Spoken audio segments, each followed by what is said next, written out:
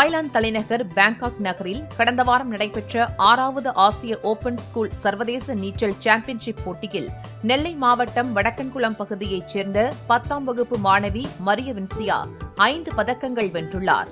இந்தியாவிற்காக விளையாடி ஒலிம்பிக் பதக்கம் வெல்வதே எனது லட்சியம் என்று மரிய வின்சியா தெரிவித்தார். என் பேர் மரிய வின்சியா. நான் எஸ்ஏவி பாலகிருஷ்ண மெட்ரிக் ஹையர் ஸ்டடிங் ஸ்கூலில் 10th ஸ்டாண்டர்ட் படிக்கிறேன். நான் எஸ்ஏவி டைட்டன்ஸ் அங்கே இருக்கிற எஸ்ஏவி டைட்டன்ஸ் கிளப்பில் சின்ன வயசுலேருந்தே ஸ்விம் பண்ணிகிட்ருக்கிறேன். இப்போது பேங்காக்கில் நடந்த ஏஷியன் லெவல் ஸ்கூல் கேம்ஸில் பார்ட்டிசிபேட் பண்ணேன். என் கூட சேர்ந்து தமிழ்நாட்டில் 5 பேர் பார்ட்டிசிபேட் பண்ணாங்க. இந்தியாவில் 58 பேர் பார்ட்டிசிபேட் பண்ணோம்.